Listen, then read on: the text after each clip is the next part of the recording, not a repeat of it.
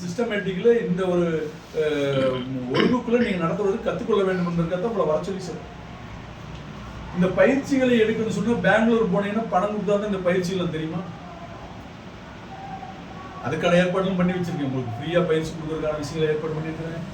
நான் பெங்களூர் போய் ஐஏஎஸ்ல போய் சில விஷயங்கள் பேசி முடிவு பண்ணி கொண்டு வந்து சொன்னா யாருக்காக எனக்கு தேவையில்லை. 47 வருடங்கள் அதில் பயணிச்சாச்சு. இயக்கமாக இருந்த காலத்துல தொழிற்சங்கமாக மாதிரி அதுல இருந்து மறுபடியும் பல இயக்கங்கள் பல பதவிகள் எல்லாத்தையும் நான் வச்சேன். இன்னும் இருக்கிற காலத்தில் ஆச்சரியர் உங்களுக்கு எல்லாத்துக்கும் ஒரு நன்றி சொல்லிக்கிறேன். ஏன்னா என்னுடைய பிறந்த நாளை ஞாபகப்படுத்தி எல்லாம் செய்தி போட்டிருந்தீங்க. நன்றி சொல்லிங்க, ரொம்ப நன்றி. வாழ்க்கை சொல்லிங்க, நன்றி. 68வது வயதுக்குள்ளாக நான் நுழைஞ்சாச்சு. ஸோ இன்னும் இருக்கிற காலத்தில் எவ்வளோன்னு சொல்ல முடியாது. போதுங்கிற அளவுக்கு எனக்கு ஒரு திருப்தி வர அளவுக்கு நான் செயல்பட்டு இருக்கேன். இருந்தாலும் இந்த தொழிற்சங்கத்தை இன்னும் அதிகப்படியாக எப்படி கொண்டு போகணுங்கிற அந்த ஆர்வம் அந்த எதிர்பார்ப்பு எனக்குள்ள இருக்கிறதுனால தான் இது தொடர்ந்து நடத்திக்கிறேன். இல்லாட்டி வேண்டாம்னு விட்டு உட்காந்துக்கலாம். எனக்கு ஒரு பெரிய குடும்ப பாரம்பரியமுள்ள சொத்து ஒன்றும் கிடையாது. எங்கள் வீட்டில் என் பையன் வந்து பார்ப்பேன், என் பொண்ணு வந்து பார்ப்போம், என் ஒய்ஃப் வந்து பார்த்துருவாங்க. தேவையில்லைன்னு விட்டு போயிடும். ஆனால் அப்படி விட குடும்பத்தோடு மிக பொறுப்புள்ள விஷயம். ஏன்னா ஒரு சமுதாயத்துக்காக இந்த சமூகத்தில் சில மாற்றங்கள் வேணும் என்பதற்காக உரிமையை இழந்து தவிக்கிற இந்த உரிமை இழந்த தொழிலாளர்களை ஒருங்கிணைத்து அவர்களுக்கான உரிமை பெற்றுக் கொடுக்க வேண்டும் என்பதற்காகவே உருவாக்கப்பட்ட ஒன்று. அதை நோக்கி பயணிக்கிறது. சார் அப்படிலாம் உரிமையில வாங்கி கொடுத்துருக்கீங்களா? பின்னால் அடுத்து சொல்றோம். எத்தனை உரிமைகளை நம்ம வாங்கி கொடுத்துருக்கோம் சார்? இந்த 25 வருஷம் ஆச்சு, 26 வருஷம் முடிவு போகிறீங்களே, வெள்ளி விழா கொண்டாட நம்ம நினைக்க போறோம். இந்த வெள்ளி விழா மேடையில் என்ன சாதனை பற்றி நம்ம பேச போறோம்? ஏதாவது சாதிச்சிருக்கோமா நாம? சார் நான் இந்த தொழிற்சங்கத்தில் சேருவதால் எனக்கு என்ன பயன்? யோசிச்சு பாருங்க. இந்த தொழிற்சங்கத்தில் நான் சேர்றதுனால பொறுப்புல எனக்கு என்ன சார் பயன்? இதே தான் நீங்க போய் தொழிற்சங்கத்தில் உட்படாதுன்னு சொல்லும்போது அவங்க கேட்பாங்க, இந்த தொழிற்சங்கத்தில் சேர்றதா எனக்கு என்ன பயன்? எனக்கு என்ன சார் கிடைக்கும்? வெல்ஃபேர் போர்டில் சேர்ந்தா பணம் கிடைக்கும். கல்வி உதவி வாங்கிக்கலாம், கல்யாணத்துக்கு பணம் வாங்கிக்கலாம், குழந்தை பெற்ற பணம் வாங்கிக்கலாம், செத்து போன காசு கிடைக்கும், அடிவிட்ட சார்ஜ் காசு கிடைக்கும். ரைட்டு. தொழிற்சங்கத்தில் எது சார் பயன்? வெல்ஃபேர் போர்டில் மெம்பரான அத்தனையும் கிடைக்குதுல்ல பயன்கள். இப்போ தொழிற்சங்கத்தில் உறுப்பினர் என்ன கிடைக்கும் சொல்லுங்க பார்க்கலாம். என்ன சொல்லியிருப்பீங்க? இப்போ நான் உங்கள்கிட்ட மெம்பர்ஷிப் பதிவு பண்ண வர்றேன், வெல்ஃபேர் போர்டுக்கு பதிவு பண்ணுறேன், நீங்கள் காசு கேட்டு தரேன். ரைட்டு. தொழிற்சங்கட்டையும் போடணுங்கிறீங்க. ஏன் தொழிற்சங்கட்டை போடணும்? அதுக்கு இதில் இருந்து நான் சேர்றேன் சார், நான் டேரக்டாக இதிலே போட்டு இது எனக்கு வேண்டாங்கன்னு சொன்னால் என்ன சொல்லுவீங்க? அவங்களுக்கு சொல்லுவீங்க அவங்களுக்குன்ற ஒரு ஏதாச்சும் ஒரு பிரச்சனைனா தனியாக அவங்க செயல்பட முடியாது. நம்ம ஒரு சங்கமாக இருந்து ஒரு விஷயத்தை மூவ் பண்ணோம்னா சீக்கிரமாக வேலையாகும்.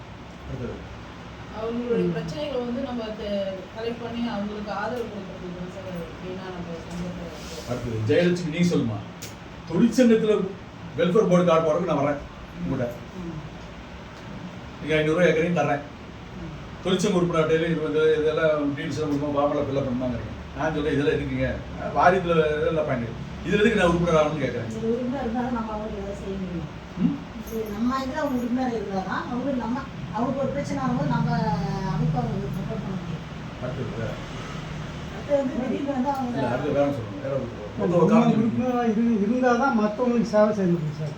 உறுப்பினர் நம்ம இதில் உறுப்பினர் ஆகலாம், மற்றவங்களுக்கு நம்ம வந்து நீங்க உறுப்பினராக இருக்கிறீங்க. நான் சொல்றது இப்போ நான் வர்றேன் கூட்ட உறுப்பினர் வெல்ஃபேர் போர்டில் பதிவு பண்ண சொல்லி வர்றேன். நீங்க சைன் பண்ணி வெல்ஃபேர் போர்டில் எனக்கு பதிவு பண்றீங்க. நான் தொழிற்சங்க உறுப்பு இதெல்லாம் என்கிட்ட தொழிற்சங்க உறுப்பினராக சொல்லி தட்டையெல்லாம் போடுறீங்க. வெல்ஃபேர் போர்டில் எனக்கு பயன் கிடைக்குது.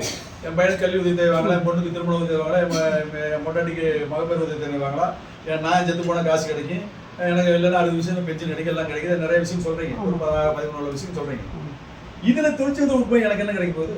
இல்லை நமக்கு கிடைக்குதா இல்லையோ மற்றவங்களுக்கு சேவை செய்யறதான் நம்ம இல்லை சார், நான் வர்றேன், நீங்க பொறுப்படுத்திருக்கீங்க. ரைட்டு. நான் வந்து ஒரு பதிவு பண்றதுக்காக வர்றேன். என்னையே தொழிற்சங்க சேர்த்து நான் எதுக்கு தொழிற்சங்க உறுப்பினர் ஆகணும்? சார் வெல்ஃபேர் போர்டில் ஏதாவது குறைகள் இருந்தால் எங்கள் சங்கத்து மூலமாக நாங்கள் தீர்த்து வைப்போம் அப்படின்ற ஒரு காரணத்தையே சொல்லியிருக்கோம். ஃபாலோ பண்ணணும். அடிப்படை விஷயமே எங்கேங்கிற நம்ம மாவட்டத்தை பார்த்தீங்கன்னா நம்மகிட்டே பொறுத்து அது நமக்குள்ள ஒரு புரிதல் வேணும். நீங்க தொழிற்சங்கத்தில் உறுப்பினர் ஆனால்தான் நான் உங்களை பரிந்துரை பண்ண முடியும். ஏன்னா இந்த தொழிற்சங்கத்துடைய பொறுப்பாளர் நான், மாவட்ட செயலர் நான் உங்களை பரிந்துரை பண்ணணும்னு சொன்னா நீங்க தொழிற்சங்க உறுப்பினர் ஆகணும். இது நீங்க காசு தரட்டி பாருங்க, தொழிற்சங்கத்தில் நீங்க உறுப்பினர் ஆனால் தான் வருஷம் நீங்க வந்து என்கிட்ட ரினியூல் பண்றதுக்கு வரும்போது உங்களுக்கு அந்த வருஷத்தினுடைய பயன்கள் என்ன கிடைக்கிறதா இல்லையா, அடுத்த வருஷம் உங்களுக்கு கிடைக்குமா இல்லையா நான் பார்த்து உங்களுக்கு சொல்ல முடியும். முதல்ல இது ரொம்ப முக்கியமா வெறும் 120 ரூபா சந்தா நீங்க பதிவு பண்ணிக்கங்க. அது சர்வீஸ் சார்ஜ் எல்லாம் சேர்த்து உங்களுக்கு எல்லாம் சேர்த்து 500 600 வாங்குறோம் நாங்கள் டோட்டலாக. அது வந்து 5 வருஷத்துக்கு தான் பதிவு பண்ணணும். 5 வருஷத்துக்கு நீ மறந்து போயிருவீங்க. உங்களை பதிவு பண்ணி கூட ஞாபகப்படுத்தினா கூட நீங்க இங்கே வருஷம் வந்து போது தான் உங்களுக்கு செய்ய முடியும். தொழிற்சங்கத்தை கட்டாயமாக நீங்கள் உறுப்பினர் ஆகிக்கணும். நீங்கள் உறுப்பினர் ஆனால்தான் அவர்கள் உங்களை நாங்கள் பரிந்துரை பண்ண முடியும். That is a rule. இப்போ கூட ரெசல்யூஷன் என்ன போட்டாங்க எழுதுனீங்கல்ல, இதான் எழுதுன என்ன எழுதுச்சு? தொழிற்சங்க வெல்பேர் போர்டு பரிந்துரை பண்ணுவதற்கும் தொழிற்சங்க வளர்ச்சிக்கும் நான் பொறுப்பாளர்களை நியமிக்கிறேன். இப்போ பொறுப்பாளருக்கான டியூட்டி என்னன்னு சொன்னா, நீங்க ஒருத்தர் ரெக்கமெண்ட் பண்ணி அவரை வெல்பேர் போர்டுல மெம்பர் ஆக்குறீங்கன்னு சொன்னா அவர் என்ன தொழில் செய்யறான்னு சொல்லி சான்று கொடுக்குறீங்களா இல்லையா? எப்படி சான்று கொடுப்பீங்க? வீதியில் போன கொடுப்பீங்களா? அவர்கள் என்ன கேட்கறாங்க, தொழிற்சங்க திடீர்னு கேட்கறாங்க லேப் ஆப்ஷன் எப்படிமா நீங்க அவர் வந்து இந்த வேலை சொல்லுங்க சார். அவங்க எங்க யூனியன் இருக்காரு சார், எங்க யூனியன் மெம்பர் எனக்கு தெரியும், அவர் அதனால யூனியன் மெம்பராக நான் வந்து பரிந்துரை பண்ணிக்கிறேன், அவர் இந்த வேலை செய்யறாரு. எப்படி போய் ரைட் பேசுறது போய் அவருக்கு பிரச்சனை வந்தா போய் எங்க பேசுன்னு சொன்னா தொழிற்சங்க உறுப்பினர் தான் போய் பேச முடியும். ஸோ அவர் தொழிற்சங்க உறுப்பினராக இருந்தால்தான் அவருக்காக நீங்க எதையும் செய்ய முடியும். நீங்க சொன்ன எல்லா விஷயம் அதுக்கு தான். உறுப்பினராக இருந்தால்தான் முதல்ல பரிந்துரையே பண்ண முடியும். வெல்பேர் போர்டு சரி சார், வெல்பேர் போர்டு பதிவு பண்ணுறேன். ஓகே, அப் டு 60 எனக்கு 62 வயசு, நான் வந்து பதிவு பண்ணிக்கலாமா தொழிற்சங்கத்தில்? பண்ணிக்கலாம் சார். பண்ண முடியாது. 59 வயசுக்குள்ள தான் பண்ண முடியும். 59 வயசுக்குள்ள தான் பண்ண முடியும். நீங்க அதுக்குள்ள தான் அதுக்குள்ள மெம்பரா சேர்ந்துக்கலாம் சார். Very good. ஒரு கைது பார்க்கலாம். அவங்களுக்கு பென்ஷனுக்கு வந்து பென்ஷன் நலவாரியம் வேறு, தொழிற்சங்கம் வேறு. தொழிற்சங்கத்தில் 90 வயசா இருந்தாலும் நீ உறுப்பினர் ஆகலாம். இந்த இதுல நம்ம இதுல அதான் முதல்ல புரிஞ்சுக்கணும். நான் கேட்டது இந்த தொழிற்சங்கத்தில் உறுப்பினர் ஆகலாமா வேண்டாம்? ஆகலாம். அதெல்லாம் அதுவும் நான் சொல்லுவேன். ஆனால் அவங்களுக்கு பெனிஃபிட் வாங்கி தர முடியும். 59 வயசு வரைக்கும் ஒரு கேட்டகரிங்க, அது வேற. அது வந்து அந்த 18 வயசுக்கு மேல படிக்கூடாது யாராவது சொன்னாங்களா? அதுக்குள்ள பக்கத்துல போய் நீங்க படிக்க வேண்டியது. கல்லூரியில் படிக்கலாம், கல்லூரி போகாம படிக்கலாம், ஹாஸ்டல்ல படிக்கலாம், ரெகுலர்ல படிக்கலாம், கரஸ்பாண்டன்ஸ்ல படிக்கலாம், என்ன வேணும் படிக்கலாம். உங்களுக்கு தகுதி தான் படிச்சுட்டு போயிருக்கலாம். பேசிக் குவாலிஃபிகேஷன் நீடு. ஸோ உங்களுக்கு வந்து தொழிற்சங்க உறுப்பினராக இருந்தால் அவர் தொழிற்சங்கத்தில் பதவி எடுக்கலாம், பொறுப்புலாம் எல்லாம் வர முடியும். நீங்க 60 வயசு ரிட்டையர்ட் ஆகிட்டு எப்படி உறுப்பினர் ஆனீங்க?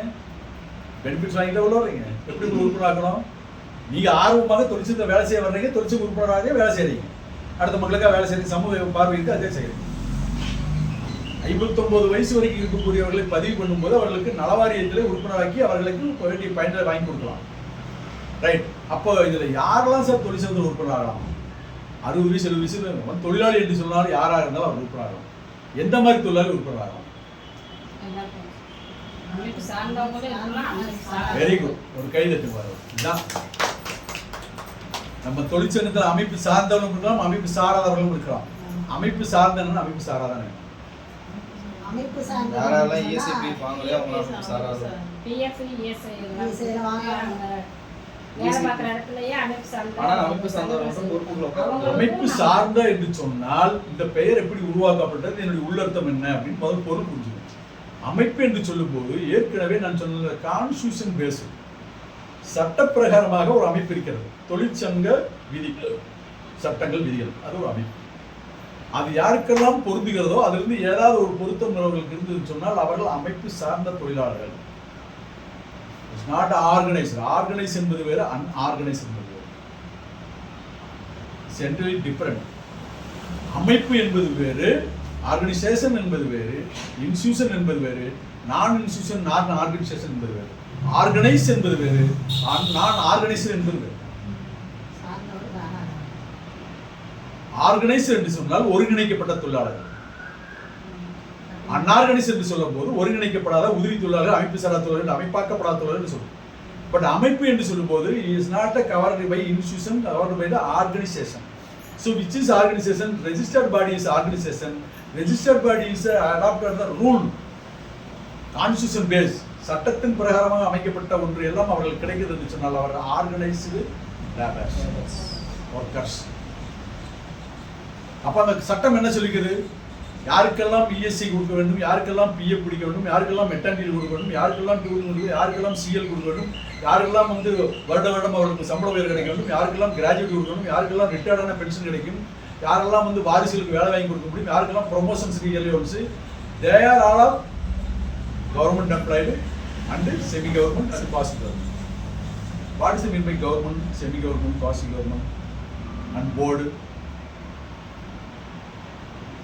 எல்லாம் பயிற்சியில் சொல்லணும். இங்கே பேசிட்டு பயிற்சியில் இதெல்லாம் நான் ஸோ இப்போ இந்த விஷயங்களை நம்ம வந்து மனசுக்குள்ள வச்சுக்கணும். அப்போ இதெல்லாம் புரிஞ்சாதான் நம்ம வந்து ஒரு தொழிலாளி சட்டம்